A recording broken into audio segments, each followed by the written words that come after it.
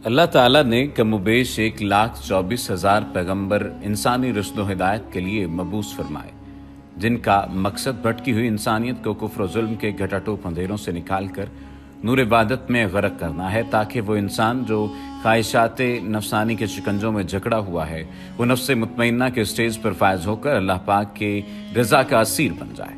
जो लोग मनसब नबूवत पर सरफराज किए गए, अल्लाह ताला की तरफ से उनको गैर मामूली इल्म, तदब्बुर, क़ुव्वत फ़ैसला और नूर बसीरत अता किया गया। इन मुंतखब हस्तियों में हज़रत सुलेमान अलैहिस्सलाम वो नबी हैं जिन्हें अल्लाह ताला ने मनसब नबूवत के साथ साथ वसी पैमाने पर मुल्क व सल्तनत भी अता फरमाई, ताकि आप अपनी ज़ाहिरी और बातनी दोनों क़ुव्वतों के साथ मुआशरा इंसानी में फितना और फसाद फैलाने वाली शर की ताकतों से नबर्द आजमा हो सकें। आज की इस वीडियो में आपको हज़रत सुलेमान अलैहिस्सलाम के तख्त के बारे में आगाह किया जाएगा और साथ ही साथ आपको उन हकायात व वाक़यात से भी आगाह किया जाएगा जो उनकी ज़ात और उनकी शख्सियत से जुड़ी हैं। हज़रत सुलेमान अलैहिस्सलाम ने बैतुल मक़दस बना लिया तो आपने अल्लाह रब्बुल इज़्ज़त से 3 चीज़ों का सवाल किया। अल्लाह ताला ने उनको 2 चीज़ें अता फरमा दी और हमें उम्मीद है कि तीसरी चीज़ भी उनको अता फरमा दी गई होगी। पहला सवाल ये था कि वो ऐसा फ़ैसला करें जो अल्लाह ताला के फ़ैसले के मुवाफिक हो, तो अल्लाह ताला ने उनको ये अता फरमा दिया। और उन्होंने दूसरा सवाल ये किया कि अल्लाह ताला उनको ऐसा मुल्क अता फरमाए जो उनके बाद किसी गैर को फिर कभी मुयस्सर ना आए। अल्लाह ताला ने ये भी उनको अता फरमा दिया। तीसरा सवाल ये था कि जो भी इस मस्जिद में 2 रकत नमाज अदा करे वो अपने गुनाहों से इस तरह पाक हो जाए जैसे बच्चा उस दिन गुनाहों से पाक होता है जिस दिन वालिदा उसे जन्म देती है। मुझे उम्मीद ये है, तफसीर बखवी में ये लिखा हुआ है कि अल्लाह ताला ने ये चीज़ भी अता कर दी होगी। और बहुत सारी ऐसी चीज़ें हैं, लेकिन इन तमाम चीज़ों के जिक्र से पहले उस चीज़ का जिक्र किया जाए जो कि आज की इस वीडियो की गर्ज़ो गायत है, यानी हज़रत सुलेमान अलैहिस्सलाम का तख्त वो कहाँ पर मौजूद है।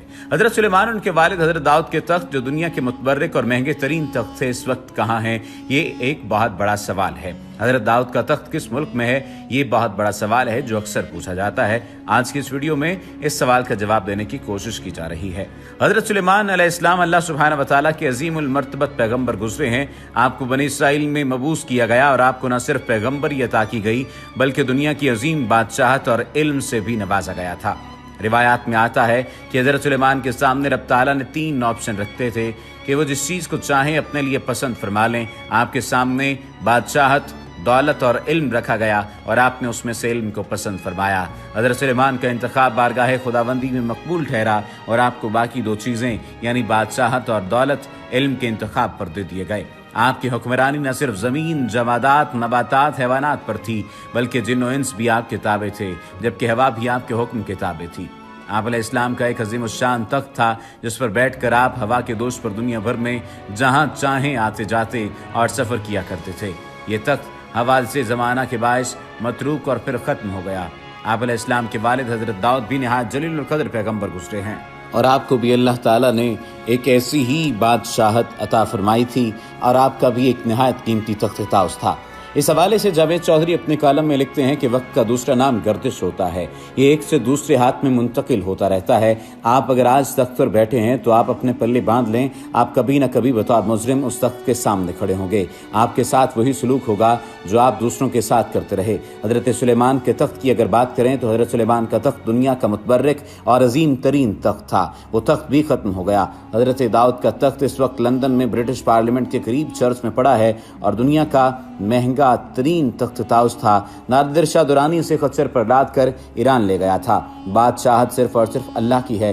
खुदा लोगों को आजमाने के लिए उन्हें चंद दिनों का बादशाह बनाता है और फिर अपना तख्त वापस लेकर उस पर किसी दूसरे को बिठा देता है। अब अगर हज़रत सुलेमान अलैहिस्सलाम की बात की जाए कि हज़रत सुलेमान अलैहिस्सलाम को वो कौन कौन सी ऐसी चीज़ें थीं जो उन्हें हासिल थीं, यानी उन्हें कौन कौन से मुज्जात हासिल थे, कमालात हासिल थे अल्लाह ताला की तरफ से, उस बारे में आपको बताते हैं। हवा का मुसख्खर होना, हज़रत सुलेमान अलैहिस्सलाम के लिए हवा को मुसख्खर और उनके हुक्म के ताबे बना दिया गया। हज़रत हसन बसरी रहमतुल्लाह ताला अलैह फरमाते हैं कि हज़रत सुलेमान अपने तख्त पर बैठकर सुबह के वक्त दमिश्क से रवाना होते और अस्तखर पहुंचकर केलूला करते। इसी तरह शाम को अस्तखर से रवाना होते और काबुल में रात गुजारते। इन दोनों शहरों के दरमियान तेज़ रफ्तार मुसाफिर के लिए 1 माह की मुसाफिर थी। मोहम्मद बिन काब ने फरमाया है محمد بن کعب رحمۃ اللہ تعالی علیہ کہتے ہیں کہ حضرت سلیمان علیہ السلام کے لشکر کی چھاؤنی 100 فرسخ میں تھی اور ان میں سے 25 فرسخ جنوں کے لیے، 25 انسانوں کے لیے، 25 پرندوں کے لیے اور 25 فرسخ دیگر جانوروں کے لیے تھے۔ آپ کے لیے لکڑی کے تخت پر 100 گھر تھے جن میں آپ کی باندیاں رہائش پذیر تھیں، ان میں سے 300 منکوہا تھیں اور 700 لونڈیاں تھیں۔ آپ تیز ہوا کو حکم دیتے تو آپ کو لے کر چل پڑتی تھیں۔ بس ایک دن آپ علیہ السلام زمین و آسمان کے درمیان جا رہے تھے تو اللہ تعالیٰ نے آپ کی طرف وحی فرمائی کہ میں نے آپ کی حکومت میں اضافہ کر دیا ہے۔ وہ اس طرح کے مخلوق سے جو بھی کہیں بات کرے گا، ہوا اسے آپ کے پاس لے آئے گی اور آپ کو اس سے آگاہ کر دے گی۔ یہ تفسیر مظہری میں جواب نمبر 5 اور صفحہ نمبر 723 پر یہ واقعہ، یہ بات درج ہے۔ وادی نملہ کے سفر کی بات کریں تو ایک مرتبہ آپ کے لشکر کا گزر ایک وادی سے ہوا جو وادی نملہ کہلاتی تھی۔ نملہ کی یہ وادی اسکلان کے قریب ہے۔ جب لشکر اس وادی کے قریب پہنچا تو ایک چیونٹی نے کہا، اے چیونٹیوں، اپنے اپنے بلوں یعنی سوراخوں میں گھس جاؤ، کہیں تم کو سلیمان اور ان کے لشکر والے بے خبری میں روند نہ ڈالیں۔ حضرت سلیمان علیہ السلام نے ان کی یہ بات سن لی اور اللہ کی مخلوقات میں سے جو بھی مخلوق کوئی بات کرتی تھی تو ہوا اس بات کو حضرت سلیمان کی کانوں میں پہنچا دیتی تھی۔ مقاتل رحمۃ اللہ تعالی علیہ نے کہا کہ حضرت سلیمان علیہ السلام نے چیونٹی کی بات کو 3 میل کی مسافت سے سن لیا تھا۔ اب اگر اس مکالمے کی بات کی جائے تو حضرت سلیمان علیہ السلام نے فرمایا کہ چیونٹی کو میرے پاس لاؤ۔ چنانچہ چیونٹی حاضر کی گئی۔ حضرت سلیمان علیہ السلام نے کہا کہ اے چیونٹی، کیا تجھے معلوم نہ تھا کہ میرا لشکر کسی پر ظلم و ستم نہیں کرتا؟ چیونٹی نے کہا کہ بے شک میرا عقیدہ یہی ہے کہ آپ کا لشکر ظلم و ستم نہیں کرتا، لیکن چونکہ میں ان سب کی سردار ہوں اس لیے میرا فرض منصبی تھا کہ میں انہیں ہر نشیب و فراز سے آگاہ کروں۔ حضرت سلیمان علیہ السلام نے کہا کہ تیری اس تقریر سے میرے نزدیک تیری قدرت و منزلت بڑھ گئی ہے، لہٰذا میرا جی چاہتا ہے کہ تو مجھے کوئی پند و نصیحت سنائے۔ چنانچہ آپ کو معلوم ہے کہ آپ کے والد گرامی کا نام داؤد کیوں رکھا گیا؟ چیونٹی نے یہ سوال کیا۔ حضرت سلیمان نے کہا کہ مجھے معلوم نہیں۔ چیونٹی نے کہا کہ آپ کے والد گرامی کا نام داؤد اس لیے تھا کہ انہوں نے زخمی دل کا علاج کیا، گویا ان کا نام داوی جراح قلبہ کا مخفف ہے۔ پھر چیونٹی نے سوال کیا کہ حضرت سلیمان علیہ السلام، کیا آپ کو یہ بھی معلوم ہے کہ آپ کا نام سلیمان کیوں ہے؟ حضرت سلیمان نے کہا کہ مجھے نہیں معلوم۔ چیونٹی نے کہا اس لیے کہ آپ سلیم الصدر والقلب ہیں، گویا سلیمان انہی الفاظ کے مخفف ہے۔ تفسیر روح البیان میں علامہ اسماعیل حقی رحمۃ اللہ تعالی علیہ نے کشف الاسرار کا حوالہ دیتے ہوئے لکھا ہے کہ حضرت سلیمان علیہ السلام نے چیونٹی سے پوچھا کہ تمہاری سلطنت کا حدود اربع اور تمہارے لشکر کی تعداد کتنی ہے؟ چیونٹی نے عرض کی کہ لشکر کی نگرانی کے لیے میں 4000 کوتوال رکھتی ہوں اور ان میں سے ہر ایک کے ماتحت 40,000 نقیب ہیں، پھر ہر ایک نقیب کے تحت 40,000 چیونٹیاں ہیں۔ پھر حضرت سلیمان علیہ السلام نے چیونٹی سے فرمایا کہ تو اپنے لشکر سے باہر کیوں نہیں جاتی؟ چیونٹی نے عرض کی کیا میرے پیارے نبی، مجھے روئے زمین کا اختیار دیا گیا ہے لیکن میں نے ٹھکرا دیا، صرف اس لیے کہ مجھے اپنے لشکر یعنی ریت کو چھوڑ کر کہیں جانا گوارا نہیں، بلکہ عرض کی کہ پروردگار عالم ہمیں زیر زمین رکھنا تاکہ تیرے سوا ہمیں کوئی نہ جانے اور ہم بھی تیرے سوا کسی کو نہ جانے۔ اس کے بعد چیونٹی نے حضرت سلیمان سے کہا کہ آپ بھی تو مجھے بتا دیں کہ آپ کو اللہ تعالیٰ نے سب سے بڑی کون سی نعمت عطا فرمائی ہے؟ حضرت سلیمان نے فرمایا کہ اللہ تعالیٰ نے ہوا کو میرے تابع کر دیا ہے، میں صبح کو مشرق میں ہوتا ہوں اور شام کو مغرب میں۔ چیونٹی نے کہا یہ تو کوئی بڑا کمال نہیں، بلکہ اس میں تو یہ اشارہ ہے کہ آپ کی بادشاہی گویا ہوا پر سہارا کر رہی ہے۔ اب یہ بات دیکھیے کہ اس بات میں کتنی حکمت پوشیدہ ہے۔ حکیم الامت حضرت علامہ اقبال لکھتے ہیں، جناب رسول پاک صلی اللہ علیہ وآلہ وسلم کے آئین کی شان دیکھ کر اس کی بدولت چیونٹی نے سلیمان پر فتح پائی۔ یہ رموز خودی میں حکایت سلطان مراد میں یہ بات لکھی ہے۔ یافت مورے بر سلیمان ظفر، ستوت آئین پیغمبر نگر۔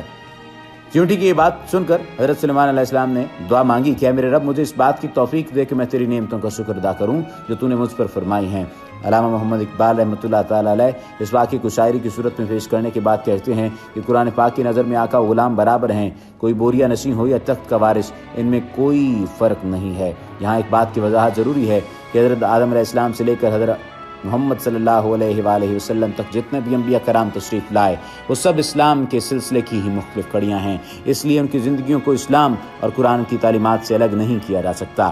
حضرت سلیمان علیہ السلام کا یہاں پر فیصلے کے بارے میں ایک بات شامل کرتے ہیں۔ حضرت داؤد علیہ السلام اس امر سے آگاہ تھے کہ اللہ تعالیٰ نے حضرت سلیمان علیہ السلام کو علم و دانش، ذکاوت و خطابت اور مقدمات کے فیصلے کی صلاحیت بچپن ہی سے عطا کر دی تھی۔ ایک مرتبہ آپ نے حضرت سلیمان علیہ السلام سے چند سوالات پوچھے کہ سب سے اچھی چیز کیا ہے؟ جواب ملا ایمان، پھر آپ نے بری چیز کے بارے میں سوال کیا تو جواب ملا کفر۔ پھر آپ نے میٹھی چیز کے بارے میں پوچھا تو آپ نے فرمایا خدا کی رحمت۔ پھر آپ سے ٹھنڈک والی چیز کے بارے میں پوچھا تو جواب ملا خدا تعالیٰ کا لوگوں سے درگزر کرنا اور انسانوں کا ایک دوسرے کو معاف کر دینا۔ یہ جوابات سن کر حضرت داؤد علیہ السلام نے فرمایا کہ سلیمان اللہ کے نبی ہیں۔ بچپن ہی سے حضرت داؤد علیہ السلام امور سلطنت اور نظام حکومت کے اہم فیصلوں میں انہیں شریک رکھتے تھے۔ اہم امور اور مقدموں میں بھی آپ سے مدد اور مشورے لیا کرتے تھے۔ اللہ تعالیٰ ہمیں انبیاء کرام علیہ السلام کی سنتوں پر عمل کرنے کی توفیق عطا فرمائے۔ وما علینا الا البلاغ المبین۔